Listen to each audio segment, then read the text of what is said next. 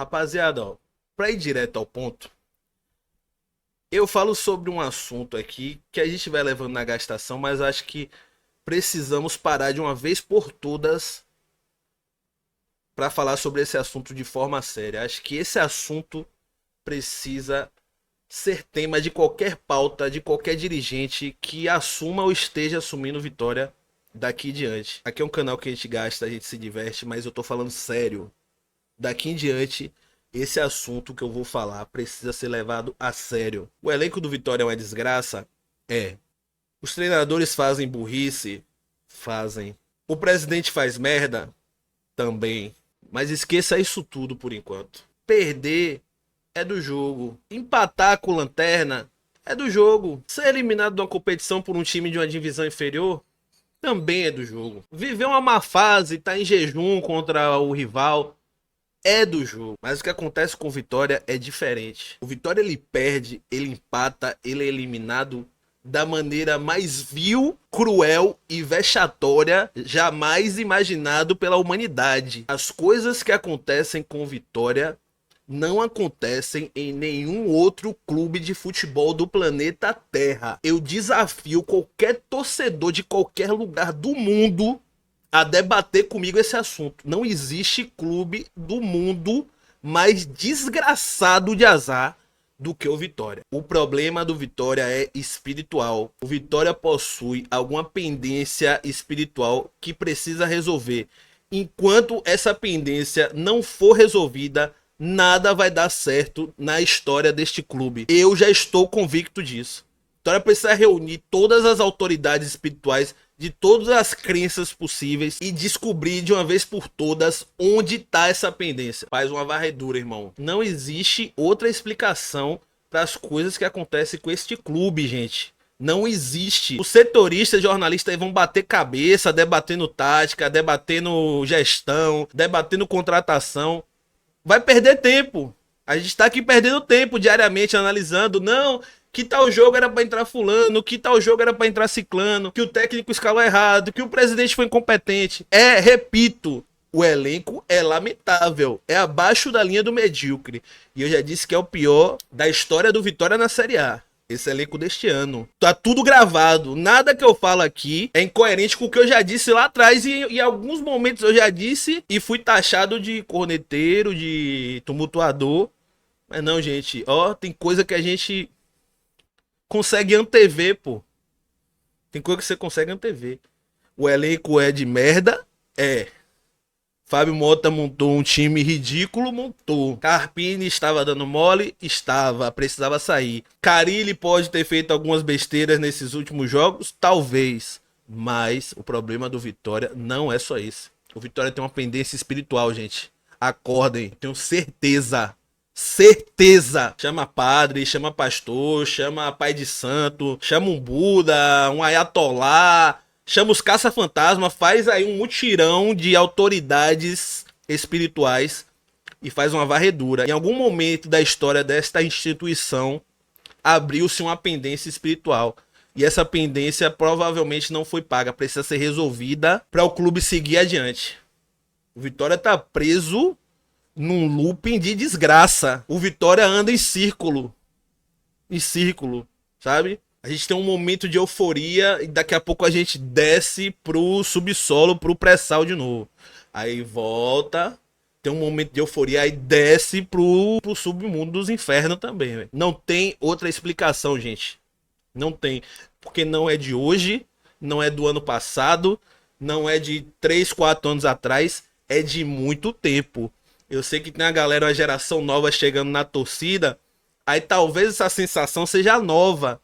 Só que a gente que já tá de lá de trás, e eu sei que tem outros que estão bem mais de lá de trás do que eu, sabem do que eu tô falando. As coisas que acontecem com esse clube são assustadoramente assustadoras, velho. Estamos falando de um clube que foi segundo colocado quando saiu campeão para Libertadores. Quando passou aí 2 para Libertadores, o clube foi terceiro. Foi quinto colocado da Série A do Campeonato Brasileiro de pontos corridos quando saiu 4.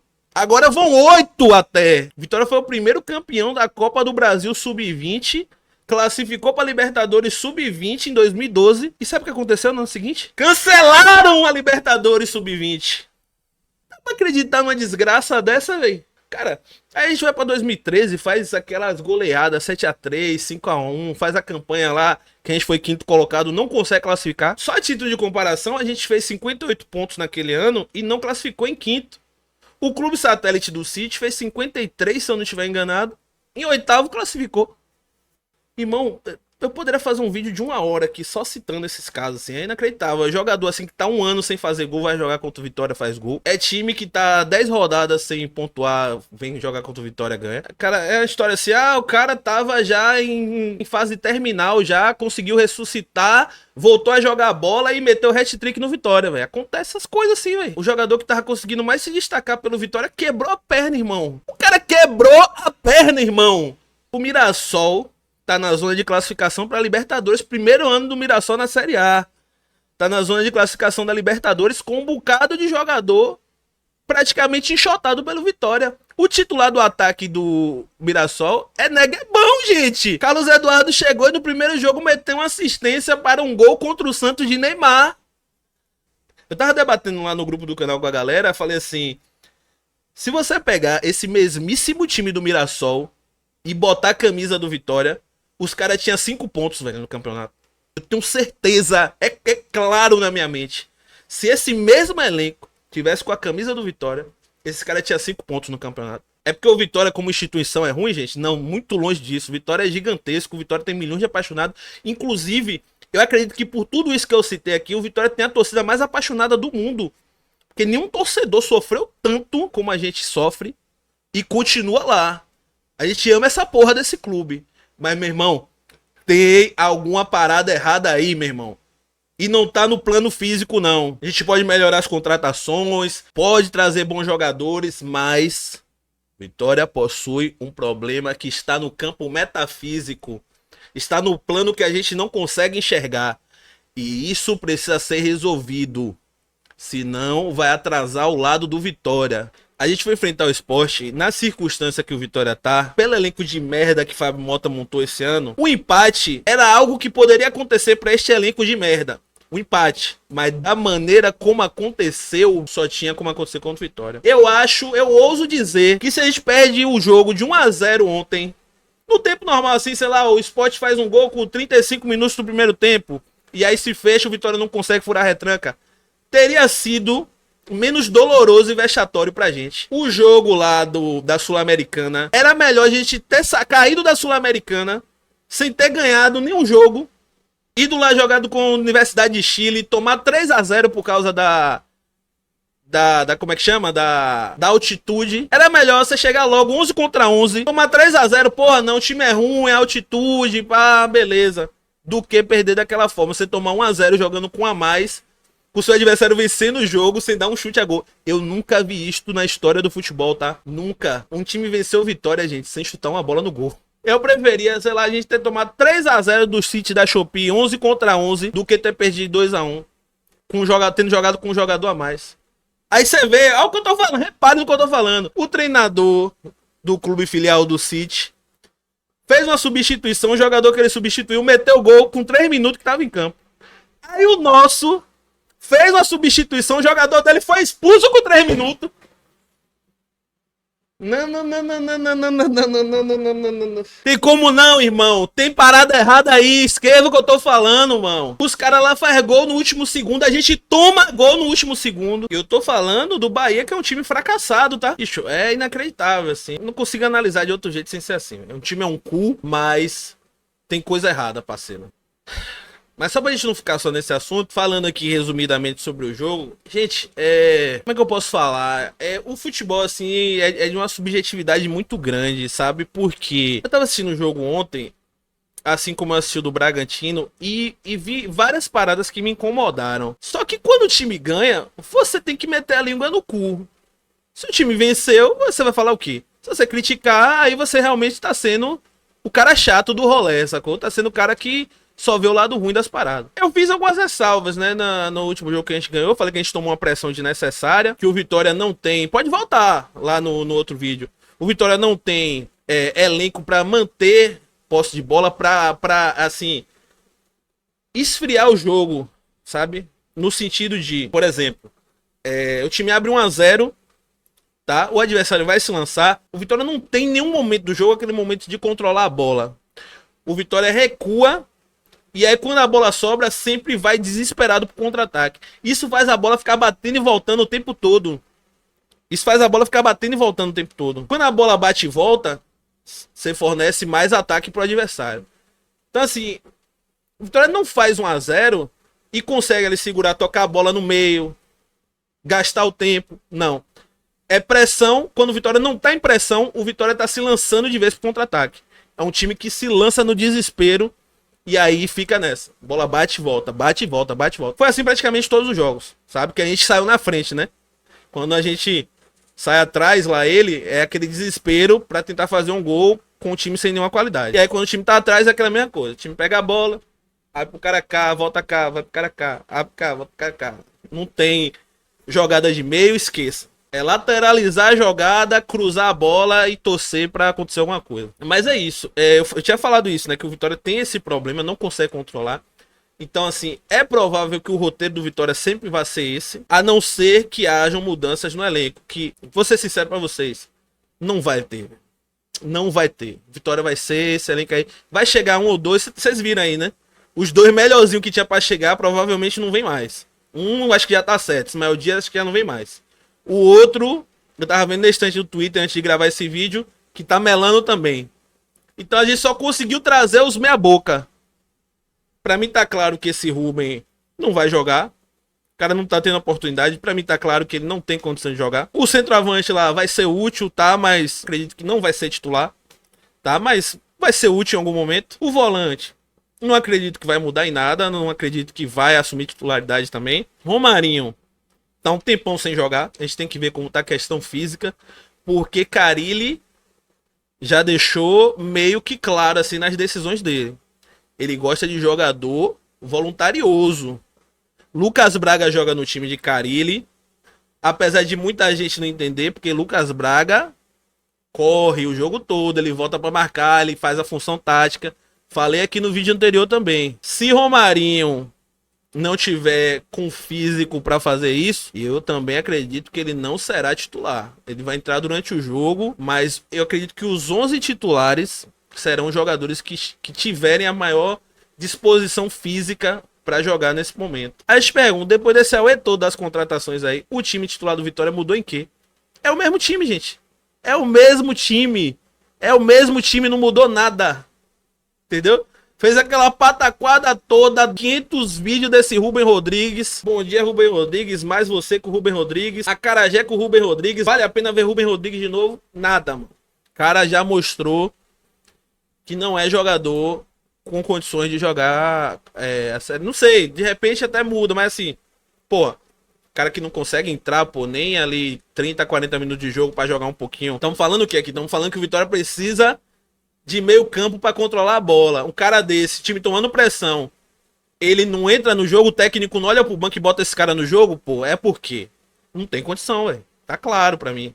Mas aí voltando pra eu não me perder no fio da meada, que eu nem lembro direito o que eu tava falando. Mas tipo, quando você olha a escalação, a ideia de jogo assim, algumas coisas tipo assim, pô, você não consegue compreender, porque a gente é leigo, pô. O treinador, ele entende mais de tática do que a gente. Mas a gente entende das ideias, de característica, pô. Aqui é um jogo que vai pedir a característica tal. O jogo contra o Bragantino eu achei massa a escalação. Eu até falei, pô, ele foi corajoso, um técnico conhecido como retranqueiro. Foi corajoso, escalou certo.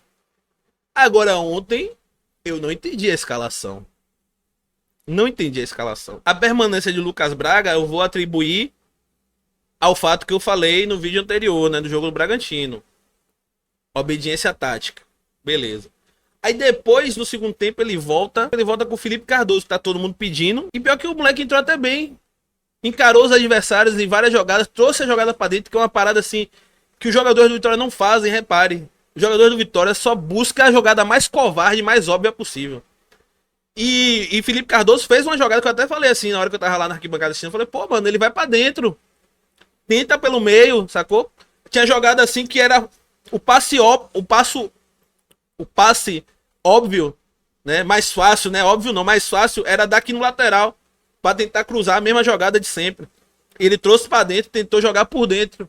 Uma coisa que não acontece no Vitória, eu falei, pô, finalmente, velho, botou um jogador que encara, velho, vai pra dentro, vai pro meio. Tudo bem, eu sei, futebol hoje, a maioria das jogadas é de jogada aérea, cruzamento, isso aqui. Mas, pô, tem que tentar variar a jogada, pô. O Vitória não pode jogar os 38 jogos durante os 90 minutos só lateralizando a jogada, velho. E o moleque conseguiu isso. Só que aí ficou meio claro também por que esse garoto não tem mais oportunidade, velho. Ele é meio devagar na recomposição. Isso aí pro treinador, meu amigo, é a morte. Tá? E aí eu não sei o que acontece, gente. No futebol eu não sou especialista do assunto, mas acho que no futebol tem jogadores que tem um limite físico.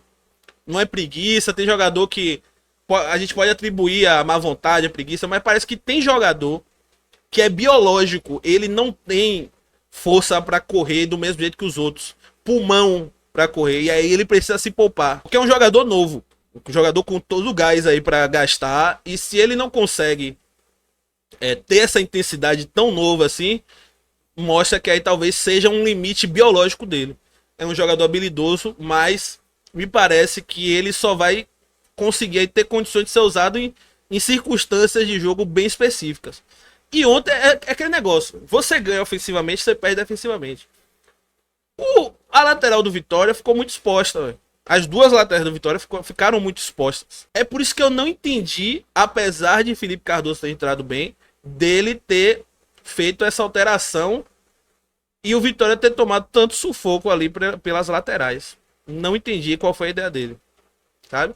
Talvez assim, por perceber que ele tinha um elenco tecnicamente superior, ele tenha tentado realmente colocar assim, os mais técnicos e aberto um pouco mão da marcação, que é até meio contraditório tratando-se de Carille, mas eu acho que o Vitória passou a sofrer muito nos contra-ataques, a tomar muita pressão, tanto pelo lado de Cáceres quanto pelo lado de Maicon, e não tinha justamente esse ajuste entre os jogadores da linha de frente para poder criar essa segunda linha e segurar um pouco ali as jogadas pelas laterais. Ronald não ter entrado de titular também é um mistério, mas teve gente falando que é porque o jogador tava assim, perto de estourar. Aí depois no final do jogo o Ronald disse que ele tava bem, que podia jogar, dando a entender que foi preferência do escolha do técnico. Ah, mas não vou entrar nisso, que jogador sempre fala besteira. Eric, porra, apesar do gol, né? Apesar do gol, pra mim é um jogador que não tem condição, gente. De titular, não. No máximo, com muita boa vontade, um jogador para entrar no segundo tempo. De titular, véio, é complicado. Ele é muito limitado. Só que o foda é que é o seguinte, aí entrou o tal do Fábio no lugar dele. Porra, a galera até vibrou quando ele foi entrar, véio, porque é o que eu falei também. O cara é um touro, um antílope pra correr, meu irmão. Força física absurda. Mas é um cara, meu irmão, que não consegue mastigar chiclete e andar ao mesmo tempo. Ou ele corre ou ele pensa. Eu não vi durante todas as ações ofensivas dele, durante o jogo, ele tomar uma decisão consciente. Não, ele só toca errado, ele só cruza errado, ele só escolhe a pior jogada possível, a pior decisão possível. É impressionante, irmão. Eu tiro assim, né, gente? Tem jogo que eu tiro pra ficar observando um jogador em específico, pra entender algumas coisas. Ontem foi, no último jogo tinha sido Lucas Braga, ontem foi Fábio. Falei, não, vou ficar prestando mais atenção nele, cara. Eu fiquei olhando assim, caralho, o cara não acertou nada, irmão. Nada. Nada. Pegava a bola, corria. Mas é isso, né? De resto, o Lucas Arcanjo, mais uma vez, salvou a vitória de humilhação. O Sport merecia ganhar, tá, gente? O Sport merecia ganhar, o Sport levou mais perigo. O Sport teve pênaltis polêmicos não marcados. Inclusive, pelo menos um daqueles ali teria que ter sido marcado. O Sport levou mais perigo. O Lucas Arcanjo fez novamente mais alguns milagres. Coitado de Lucas Arcanjo, né, galera? É sendo bombardeado todos os jogos e salvando vitória de vexames ainda maiores. Mas Cáceres ontem, pô, passou mal em vários momentos. A própria zaga ontem teve muitos momentos de oscilação durante o jogo. Baralhas achei que foi bem. Kaiser, enquanto teve em campo, jogou pra caramba. Quem mais? William Oliveira, porra. É aquele negócio, né, velho? Eu quero ter boa vontade, eu quero vir aqui elogiar, mas, porra, mano, não tem como. Não concordo com aquelas vaias, porque as vaias, pra quem tava no estado viu, a gente tava ganhando o jogo na hora das vaias. Eu não concordo com vaiar jogador nessa circunstância. Mas o cara não se ajuda, mão. O cara não se ajuda. Quem mais? Lucas Praga, Bagre. Os que entraram, o Ronald foi bem, só que eu acho que vacilou no primeiro gol do Sport, apesar que contribuiu com o nosso segundo gol, né? Mas o Ronald, é o que eu sempre falo, ele dá uns mole às vezes na fase defensiva, mas com a bola no pé é um dos mais conscientes que tem. Renzo Lopes, acho que fez a melhor apresentação desde que ele chegou no Vitória, né? Conseguiu escorar as bolas ali, fazer aquelas casquinhas típicas de Diney. A gente até gastou lá na hora daquela cabeçadinha safada. Só faltou o Marquinhos, né? Pra entrar que nem uma flecha e brocar. Não tinha esse Marquinhos, mas conseguiu segurar a bola, prender a bola bem. E ainda fez um gol. Quem mais que eu tô esquecendo, Deus? E Adolf Hiller, né, velho? É Hiller, né, gente? Tem muito o que falar também, não. Mas é isso, gente. Esse foi o vídeo de hoje. Deixa aí sua curtida, seu comentário. Eu ainda tô de cabeça inchada aqui. Não vão desculpando aí qualquer coisa que eu falei, tá bom? Até o próximo vídeo.